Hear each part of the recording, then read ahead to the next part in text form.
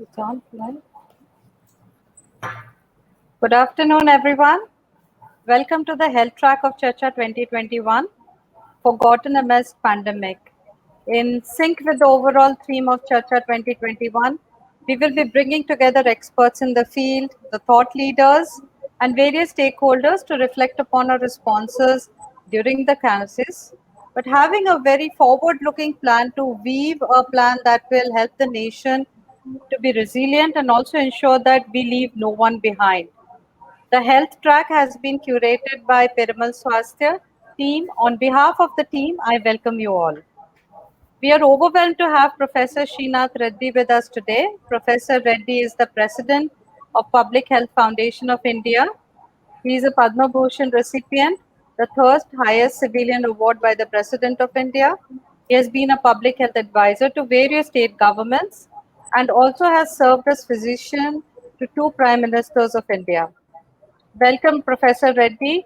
I request you to address the audience. Over to you, sir. Good afternoon. It's a pleasure to be part of this gathering, which is looking at some of the critical issues in our health system performance in terms of addressing the very many priorities that we have set for ourselves and we continue to focus our attention on even during this particular pandemic.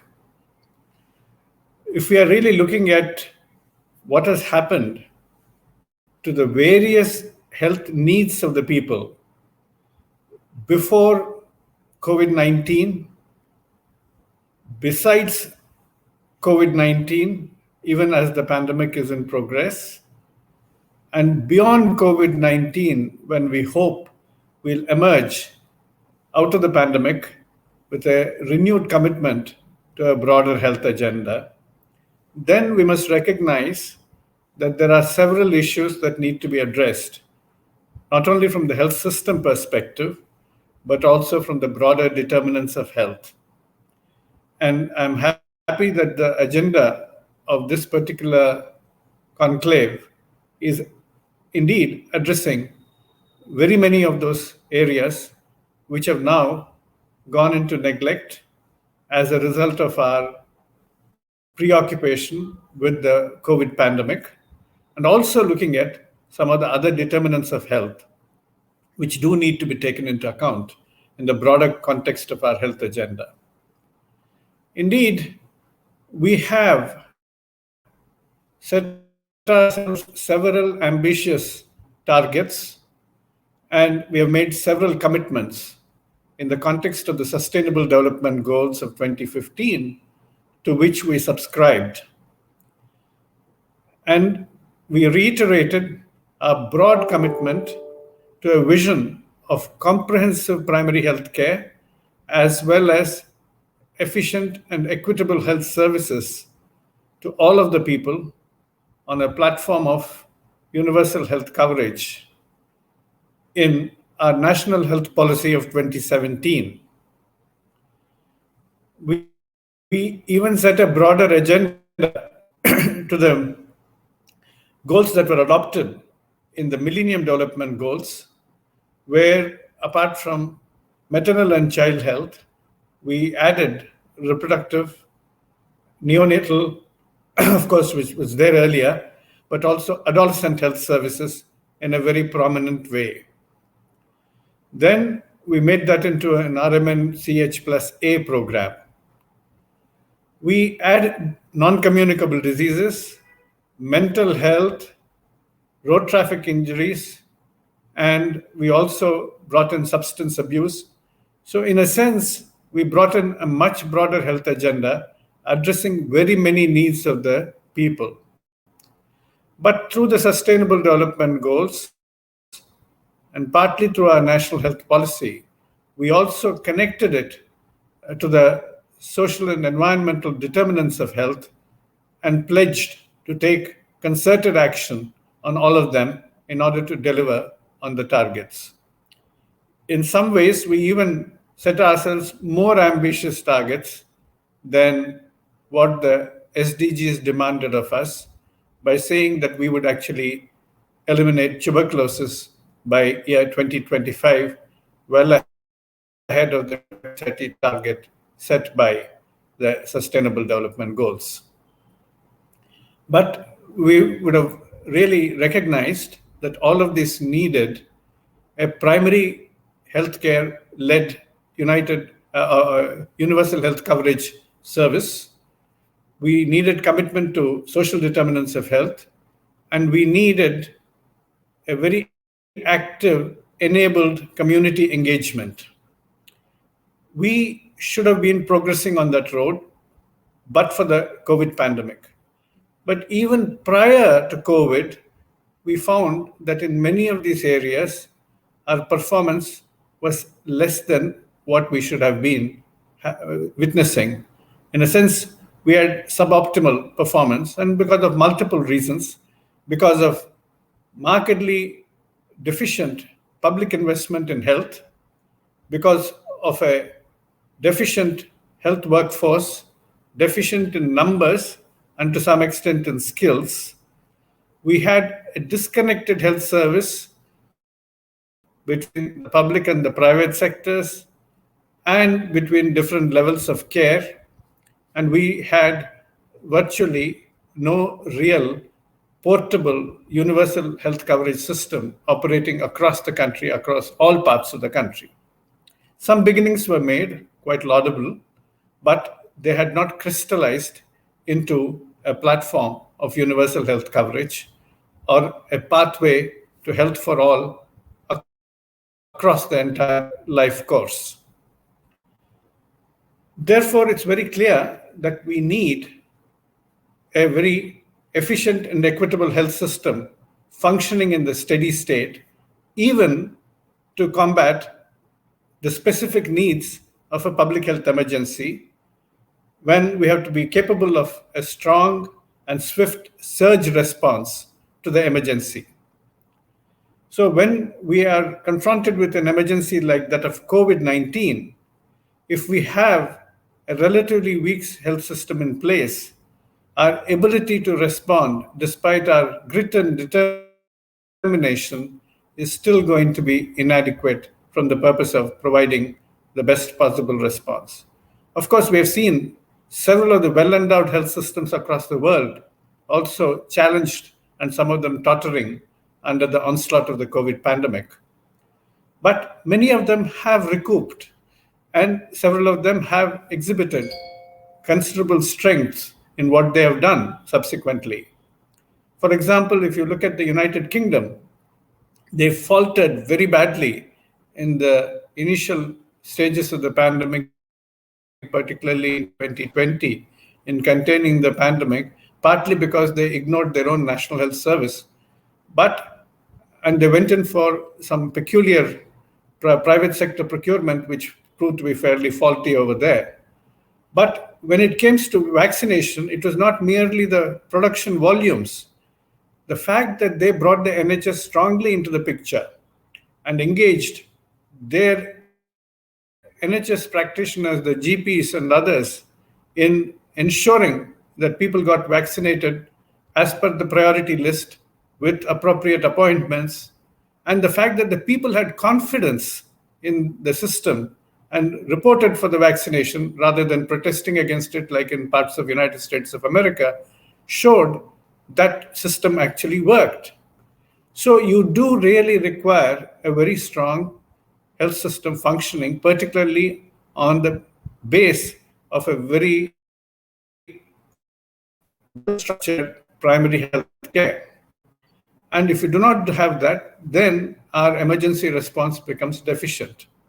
And we have also seen how even our secondary healthcare facilities have faltered because of lack of oxygen. Why only secondary healthcare? Even the advanced tertiary care institutions also fell short of the required level of combat readiness for the pandemic. So we have seen how best hospitals have functioned with great difficulty, but how many hospitals have faltered and failed to deliver services across the board. Now, we do need that our health system function much more efficiently and equitably addressing all of the healthcare needs of the people.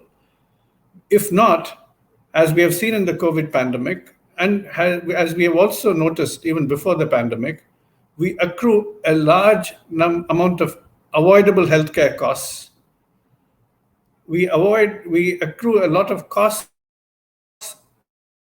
in health in terms of lost health, apart from the economic costs of lost productivity. We also incur a great deal of social costs in terms of people not being able to get the best of their education, not being able to acquire the right kind of employment and livelihoods. And all of these costs actually reflect upon the people as a whole, but much more so on the most vulnerable sections of our society, where multiple inequities combine to create not only ill health, but also poverty as a consequence of ill health. So we have a huge cost of unpreparedness of the health system when we cannot deliver the basic needs of the people, leave alone responding adequately and with urgency to the special needs of a pandemic. So, what we need is that we create a health system which will be able to weather these storms, but at the same time deliver a large array of health services which are needed for everybody by way of an equitable universal health coverage led system, along with attention on the social determinants and environmental determinants of health, and of course, addressing even the commercial determinants of health. Otherwise, we'll have an adverse impact not only in the short term but also in the medium and long term. If you look at what has happened in the course of the pandemic, it is very clear that there has been an adverse effect on child nutrition, on child immunization, antenatal care, institutional deliveries. And here we find that the most vulnerable populations are the most affected. When we have schools shut down with no midday meals being provided, when we have Anganwadi centers closed because of lockdowns or markedly restricted people mobility, neither are the preschoolers able to obtain the nutrition at the Anganwadi centers, nor are we able to provide other services that are needed even at the Anganwadi center. In terms of non-communicable diseases, we recognize that cancer care, cardiovascular disease, renal dialysis, all of these have had significant adverse impact. Cardiovascular disease, in terms of not only acute cardiac events and acute cerebrovascular events, finding great delay in getting attention and timely treatment, losing a very valuable time for salvaging the jeopardized heart muscle or the brain. Those were major problems. But also, we find that in terms of non availability of the required medicines, also became an important issue for people even staying at home. Then we have seen that as far as mental health is concerned, there has been a considerable amount of stress on people, and people with mental health, compromised mental health, would have been finding it extremely difficult to obtain the kind of services they need. And the pandemic would have even aggravated some of their vulnerabilities by the way of prolonged confinement, social isolation, and the fear of the pandemic harming them or their loved ones. Yet, there was very little possibility for them to obtain the needed care. Even in terms of communicable diseases, the treatment of tuberculosis, for example, which we had prioritized as a very important national priority, has indeed suffered in terms of lack of adequate follow up. And of course, the fact that child immunization has suffered, we do not know exactly how many people have suffered as a result of infections which might have been otherwise avoided. Because one of the problems that we have seen in the time of the pandemic is that our data systems also have not very clearly cataloged the amount of deprived health services. But when we come to non-communicable diseases, one of the things that becomes abundantly clear is that while we have been looking at, or at least the policymakers and substantially the media were looking at, communicable diseases like COVID as an isolated entity and the pandemic being merely a viral onslaught on the body, what has not been adequately recognized in the beginning is that much of the morbidity and a great deal of the mortality is attributable to non-communicable diseases which have hitherto remained undetected or inadequately treated. And it is the coexistence of these morbidities, the comorbidities of several non-communicable diseases like diabetes, hypertension, cardiovascular disease, pre-existing respiratory disease, and people undergoing cancer chemotherapy and being immunocompromised, people undergoing cancer therapy and being immunocompromised, much more severe manifestations of COVID and possibly even succumbing to it. But one of the other elements that the COVID pandemic brought out very vividly is that many of the people with non-communicable diseases have not even been detected by the system beforehand. When we say that people with comorbidities would be prioritized for immunization, then we ask for medical certification to show that they indeed have those comorbidities.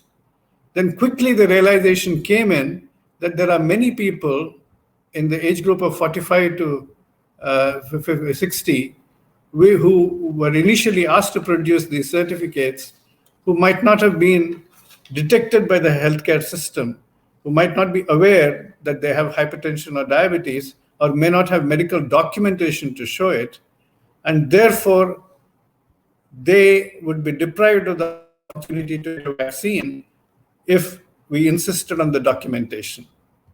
On making this plea, ultimately the government changed the policy and said people above 45 need not produce this documentation. It's only people under 45 who need to produce the documentation.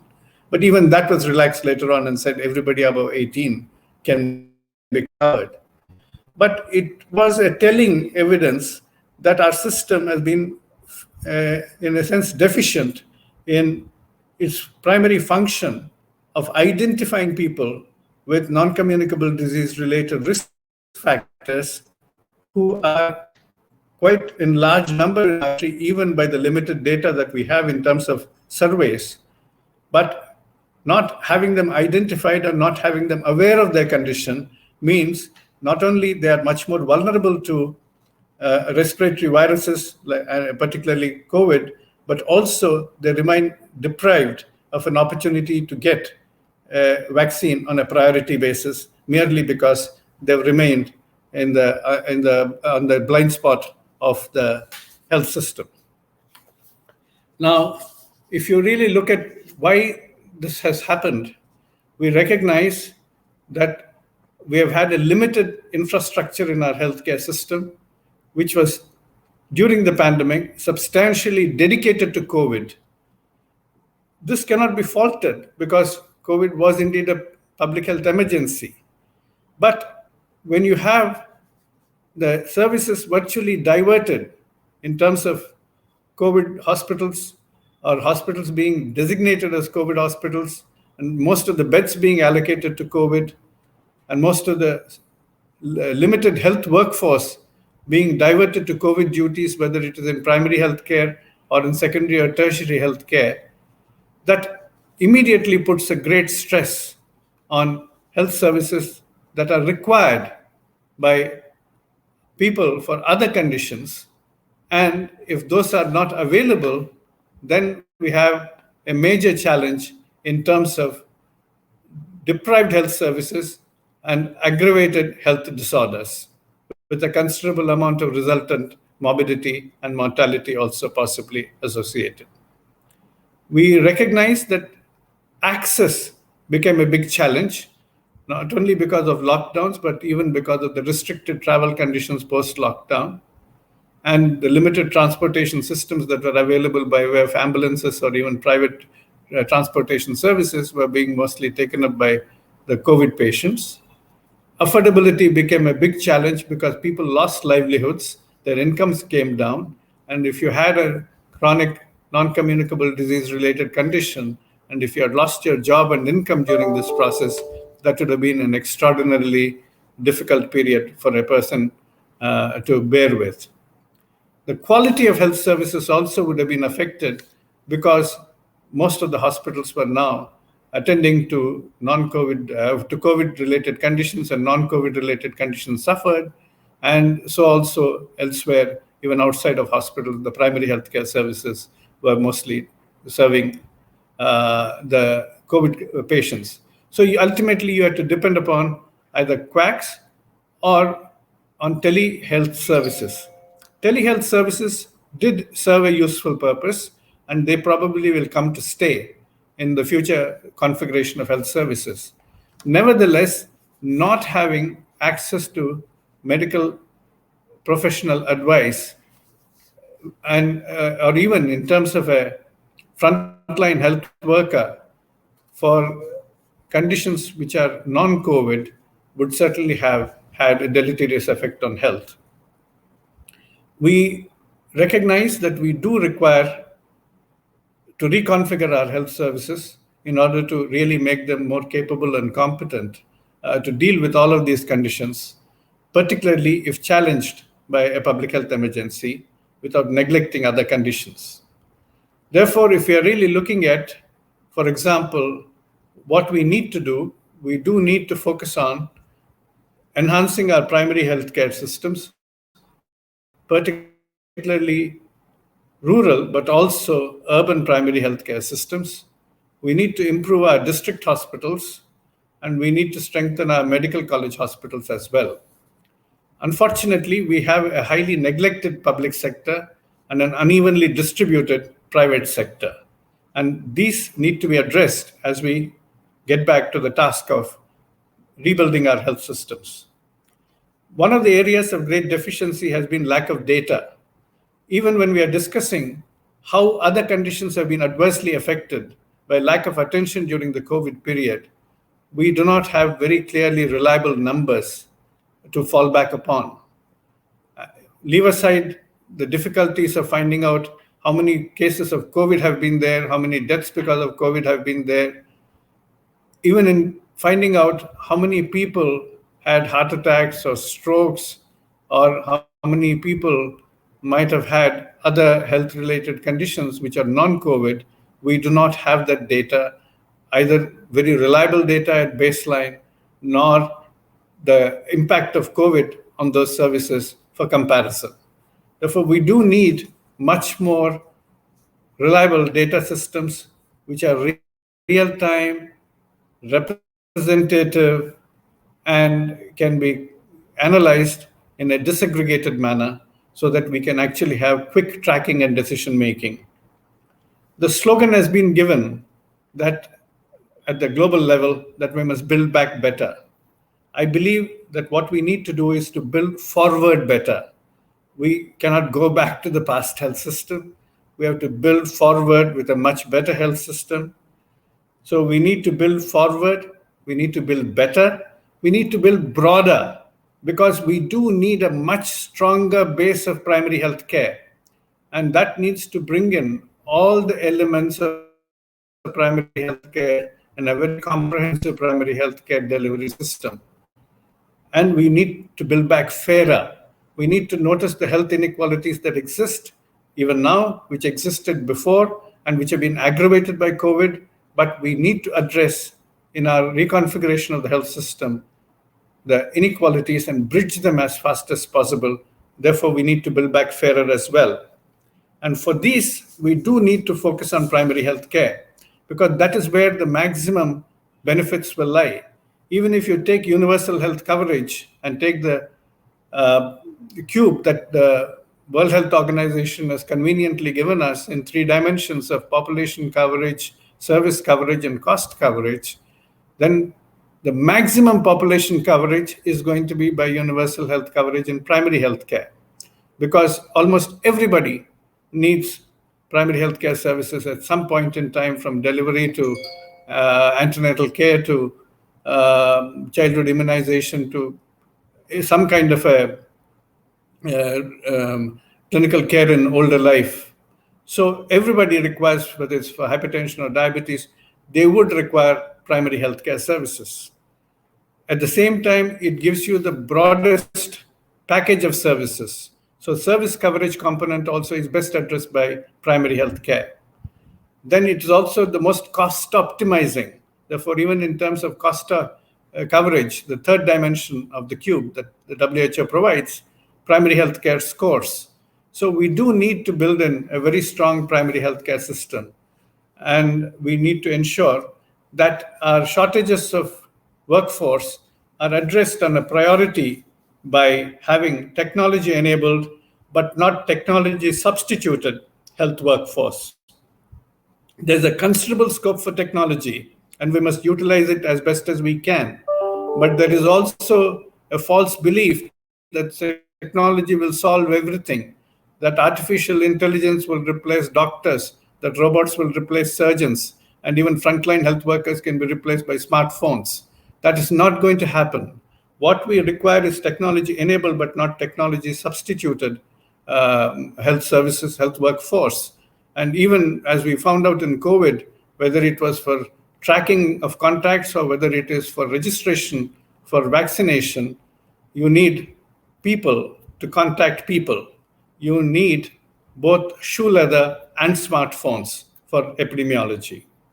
So, what we need are good teams who are constituted at different levels of healthcare, and we must ensure that there is very good community engagement. I'll come back to that later on. We need to strengthen our district hospitals. It will be a shame if our district hospitals do not promise to have adequate facilities for secondary care and some elements of tertiary care, or even challenged on the grounds of assuring oxygen when needed. So we must ensure that our district hospitals are strengthened and connected bidirectionally very well to primary care. We also need to strengthen our medical colleges. But in terms of data, I believe that we do need to ensure that we have real time representative data which can be utilized at multiple levels with multiple levels of complexity of data sets. In terms of the front line, right at the block level, you ought to have a simple data set which can be readily recycled within the block itself for analysis and decision making. Then at the district level, you ought to have a more expanded data set which is useful for supportive supervision and any course corrections that may be required. But at the state level and at the national level, what we require is a much more elaborate data set for resource allocation and then for revising the strategies as may be required. So, therefore, we do require to invest in very good data collection systems, but those data collection systems must be quite valid in terms of their data collection methods, representative, and real time. And they must also be disclosed to the public. We cannot have data secrecy, particularly if we have to have citizen engagement on a broad level with the healthcare system. So we need to have a lot more data transparency, not merely for challenging of data by others, but also for utilization of data by bringing the best of our talent into data analysis, and that will only help us much better in terms of the manner in which we can actually deal with this. Then I believe what we really require is also a much more democratization of our health system, particularly at the level of the primary health care. The 15th Finance Commission has said that it's going to allocate the resources for primary health care to the local bodies, to the panchayats, and to the urban local bodies. Now, it is a very good idea. It has been there before, but now the resources are going to flow much more directly to them. but are they capable of making the right decisions in terms of priorities? I believe it is absolutely essential for us to work with the local bodies and to ensure that they have a proper familiarity and understanding of the nature of health challenges that India faces and what are the nature of health challenges that are there in their locality by way of disaggregated data presentation, and then also infuse that priority for equity in them so that the right kind of priorities can be identified for local action and also for equitable service provision. So that is where there is a huge responsibility that rests on people in public health and health services in order to engage much more constructively with the panchayats and the municipal local bodies. And that's something that we need to address. As far as the private sector is concerned, it is very much there. We have a mixed health system that has evolved by default and not by design. But since it exists substantially and has a considerable amount of clientele and influence, we need to bring it into the ambit of universal health coverage in a constructive manner by ensuring that its participation is on the basis of very clearly defined deliverables and accountability mechanisms. We do need the private sector strengths and limitations are also recognized by the policymakers. For example, there was too much trust put in during the COVID period when it did appear that in terms of services, they did render some services, but we also saw how even the best of private hospitals ran short of not only oxygen, but also of the required health workforce and other required support systems. But more importantly, we saw how the vaccines that were allocated 25% to the private sector could not be delivered because of the paucity of presence of suitable private sector entities to deliver the vaccines in 2-tier and 3-tier, second tier and third tier cities and villages, much of the vaccine stockpile remaining back with them. Similarly, even with the Pradhan Mantri Arogya Yojana, Jan Arogya Yojana, PMJ, we found that the accreditation of these hospitals in 2-tier and 3-tier cities was much less than expected. And therefore, again, the penetration of that scheme into those areas remained inadequate. So we must recognize the strengths of the private sector. We must recognize the limitations of the private sector as it exists. But then, with a strengthened public sector in a much more capable position, we ought to be able to bring in partnerships as appropriate so that we can utilize all of our societal services, but within the framework of a well-defined universal health coverage system. And for that, we do require a single-payer system which is portable across the country. And that's something we have to be able to create it with a predominantly tax-funded universal health coverage system. We ought to create networks of healthcare providers at each level of care, primary, secondary, and tertiary, and between levels of care, and ultimately move towards a bundle payment or a capitation mode of payment so that we eliminate over a period of time the fee for service, which is not really efficient or cost effective and can be generating a lot of induced demand. But while doing all of this, we must ensure that the most vulnerable people are the people best protected by the system. Equity has two dimensions. One is horizontal equity, where everybody gets the same service, which is where the essential health package comes in. But there is also vertical equity, which is where we are doing providing preferential services, additional resources, and maybe even much more subsidized costs when required for people who have suffered a lot of health inequities in the past. And those vulnerable sections must be provided additional protection through some additional targeting.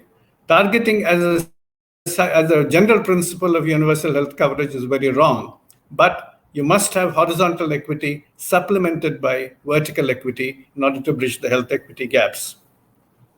And that's where people like migrants and others become very, very important for our attention. even during this period. And portability of care becomes very important, where people should not feel whether because they are moved because of employment issues or educational issues from one part of the country to another part of the country, they're going to be deprived of needed health services. We do need community engagement, which is going to be much more extensive. And there, the example of health assemblies, which are there in Thailand and in Brazil, become very important. We need the community participation in agenda setting of health priorities, in the delivery of the health programs, and also in monitoring of the health programs. And that level of community participation is absolutely critical if we want to build an efficient and equitable health system. But it's also very important, and I'm very happy that this particular conclave is addressing the other determinants of health. I see there is a topic that is there on One Health. That is very important because we recognize that whether it is zoonotic communicable diseases or a number of non-communicable diseases which come from excessive animal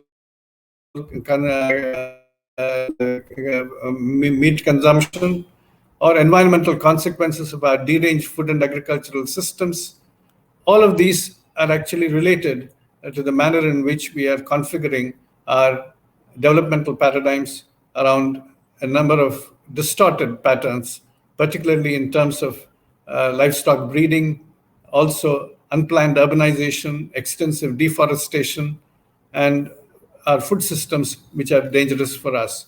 And if climate change pushes ahead, we know that we are going to suffer a lot in very many ways, not only because we are going to be seeing many direct impact of climate change in terms of extreme weather events, vector-borne diseases, waterborne diseases, and heat effects, but also our food and nutrition is going to be greatly affected by climate change.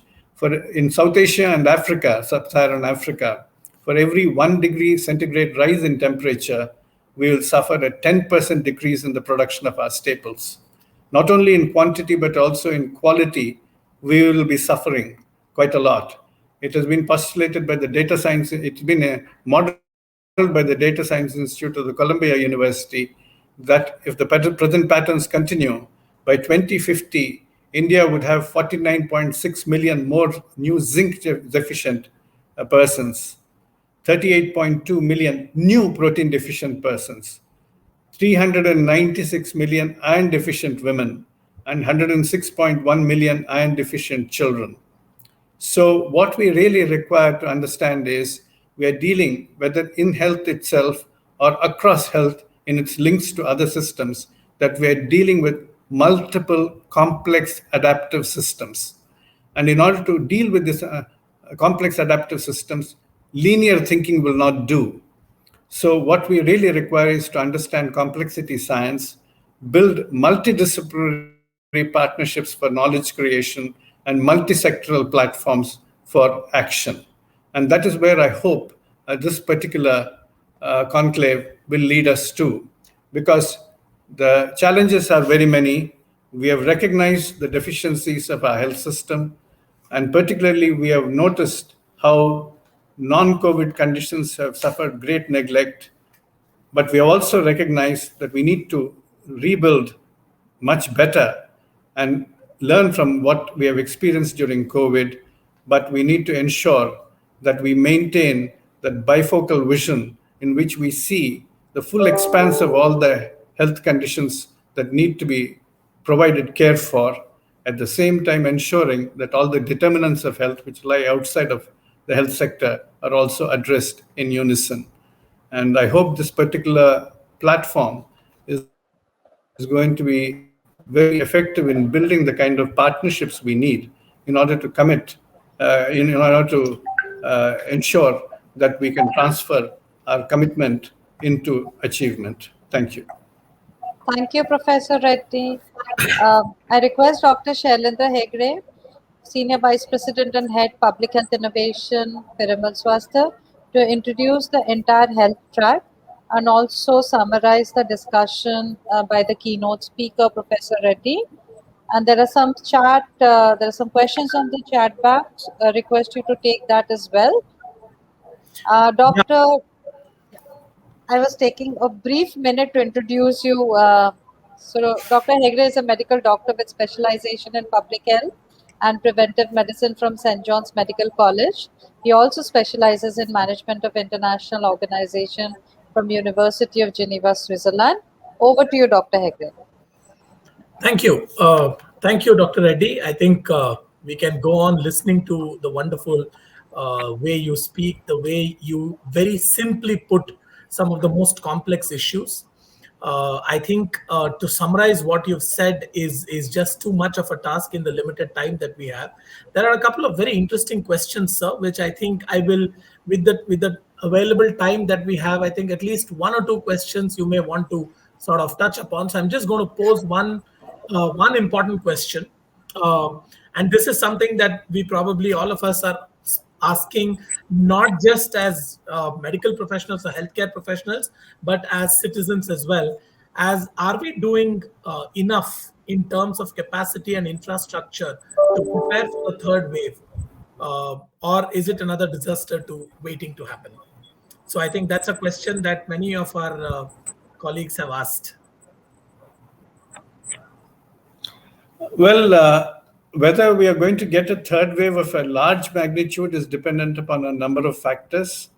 How well we are implementing our public health measures for containment of transmission, our improvement of our systems for early detection and isolation and contact tracing if the third wave starts, our ability to detect the emergence of new variants within the country or entry of new variants from outside, and then, of course, how capable are our healthcare systems in responding to the challenge.